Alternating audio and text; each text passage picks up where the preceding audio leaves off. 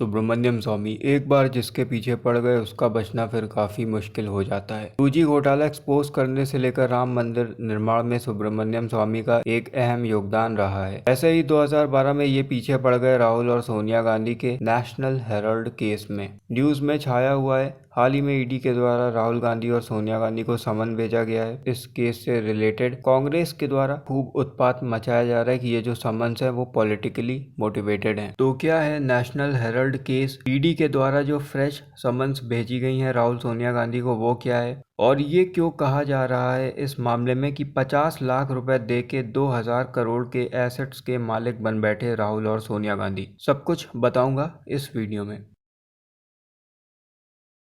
अब कहानी शुरू होती है 2013 में, जब सुब्रमण्यम स्वामी के द्वारा एक प्राइवेट कंप्लेन फाइल करी जाती है दिल्ली के ट्रायल कोर्ट में। इसमें एक्यूज किया जाता है गांधी और अन्य कांग्रेस लीडरों को कि इन लोगों ने निजी कंपनी यंग इंडिया के जरिए 420 और धोखाधड़ी से एजीएल का गलत तरीके से अधिग्रहण किया है। अब नेशनल हेराल्ड केस क्या है, स्कैम क्या है, इसको समझने के लिए समझना पड़ेगा National Herald, AGL, Young India Limited, इन सब का क्या रोल है, ये सब है क्या। देखो, नेशनल हेराल्ड एक इंग्लिश न्यूज़पेपर है, 1938 में स्टार्ट किया गया भारत के पहले पीएम जवाहरलाल नेहरू के द्वारा। इसके साथ ही 1937 में वो कंपनी भी स्टार्ट करी गई जो इस अखबार को पब्लिश करती थी, AGL, associated journal limited. Establishment के समय एजीएल के पास 5000 शेयर होल्डर्स थे, जिसमें खुद जवाहरलाल नेहरू और अन्य फ्रीडम फाइटर्स शामिल थे। अब आजादी के बाद क्या होता है, नेशनल हेराल्ड को कंसिडर किया जाने लगता है कांग्रेस पार्टी का माउथपीस। अगर कांग्रेस पार्टी को अपना व्यू पॉइंट रखना होता है तो इसी अखबार के जरिए कांग्रेस किसी भी मुद्दे पर अपने विचार रखती थी।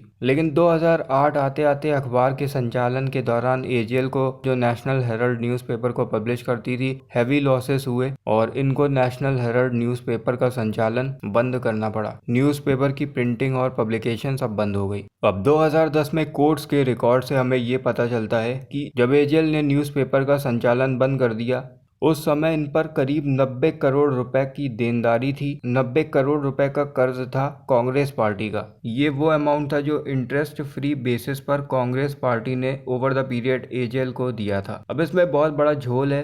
अब पहला झोल तो यहीं से निकल आया कि इंटरेस्ट फ्री बेसिस पर ये लोन क्यों दिया गया। अब मामले में एंट्री होती है यंग इंडिया लिमिटेड की, राहुल और सोनिया गांधी की। ये कंपनी 2010 में क्रिएट करी गई। कंपनीज एक्ट 1956 के सेक्शन 25 के अंदर इनकॉर्पोरेटेड है। अब क्योंकि कंपनीज एक्ट 1956 नहीं रहा है तो इसको रिप्लेस कर दिया है कंपनीज एक्ट 2013 के सेक्शन 13 ने। अब इन सेक्शन अंडर जो भी कंपनीज इनकॉर्पोरेटेड होती हैं वो सारी not for profit charitable companies की श्रेणी में आती हैं, यानी कि ये कंपनी नॉन प्रॉफिट ऑर्गेनाइजेशन के तौर पर एक चैरिटेबल कंपनी के तौर पर बनाई गई। लेकिन क्या ऐसा था? ऐसा नहीं था, इसके लक्षण कुछ और ही थे। और यंग इंडिया लिमिटेड का मालिक कौन था? राहुल और Sonia Gandhi. Young India limited के मेजर शेयर्स करीब 76% के आसपास राहुल और सोनिया गांधी के पास थे, 38% ईच, और बाकी 24% थे मोतीलाल वोरा और ऑस्कर फर्नांडिस के पास। अब कांग्रेस पार्टी ने क्या किया, यंग इंडिया लिमिटेड को असाइन किया कि ये जो 90 करोड़ का कर्जा हमने दे रखा है, इसकी वसूली, इसकी रिकवरी अब यंग इंडिया लिमिटेड करेगा।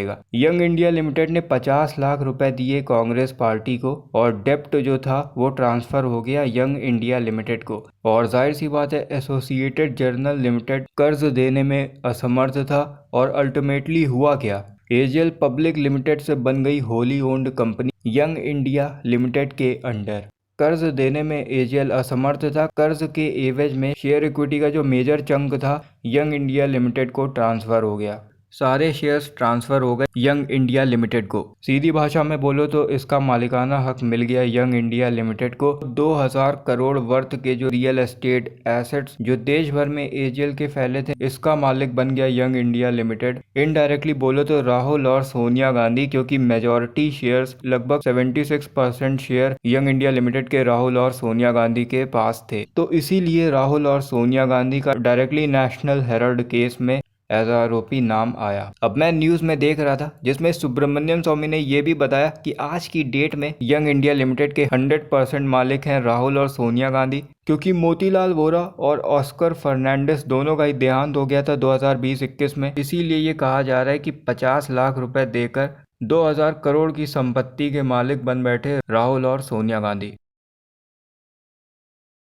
अब 2012 से पहले ये सब चल रहा था, ये सब देख रहे थे सुब्रमण्यम स्वामी जी। इन्होंने तुरंत अपने हाईली एजुकेटेड चेलों को जो दुनिया भर में बैठे हैं उनसे इन्होंने डॉक्यूमेंट्स निकलवाए होंगे और 2012 में ये पहुंच गए कोर्ट में और इन्होंने आरोप लगाए कि भाई करोड़ों की धोखाधड़ी हुई है और गलत तरीके से एसोसिएटेड जर्नल लिमिटेड एजेल का टेक ओवर किया गया है।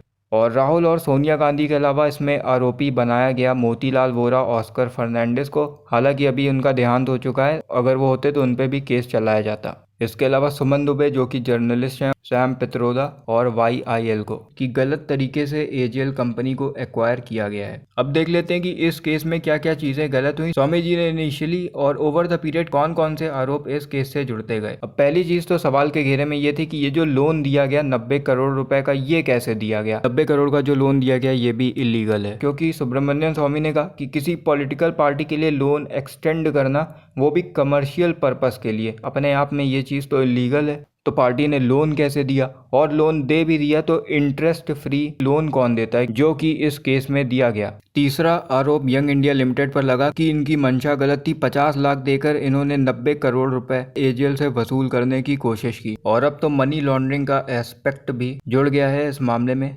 ये कहा जा रहा है कि ये जो 50 लाख रुपए कांग्रेस पार्टी को दिए गए थे, ये लाया गया था कोलकाता की डोटेक्स कंपनी से, जो कि सुब्रमण्यम स्वामी ने बताया कि एक मनी लॉन्ड्रिंग कंपनी है। इन्होंने अब ये आरोप लगाया कि मनी लॉन्ड्रिंग भी इस केस में हुई है। यंग इंडिया लिमिटेड को 50 लाख रुपए कांग्रेस को देने थे, 1 करोड़ रुपए का लोन लिया गया डोटेक्स कंपनी से, जो कि मनी लॉन्ड्रिंग करती है। अब इसमें भी झोल है। पहले पता चला कि ये अमाउंट लोन की तरह लिया गया था, लेकिन डोटेक्स कंपनी के अकाउंट्स देखो तो ये पैसा डोनेशन के रूप में दिया गया था। और स्वामी जी ने ये बताया कि जब ED ने जांच की तो पता चला कि ये अमाउंट फॉरेन करेंसी के बदले में दिया गया था। तो मनी लॉन्ड्रिंग का केस भी इसमें जुड़ गया। अब आप पूछोगे कि AGL के जो 5000 शेयर होल्डर्स थे उनका क्या हुआ। तो देखो 2010 आते आते कंपनी के मात्र 1000 शेयर होल्डर्स के आसपास रह गए थे, और कुछ शेयर होल्डर्स जिसमें कि काफी फेमस लोग शामिल हैं, शांति भूषण। इसके अलावा सुप्रीम कोर्ट के जो फॉर्मर जज हैं मार्कंडे काटजू के पिताजी शेयर होल्डर रहे होंगे। इन लोगों ने ये आरोप लगाया कि 2010 में जब YL को ये शेयर्स वगैरह ट्रांसफर किए गए तो हमसे हमारी कंसेंट नहीं ली गई,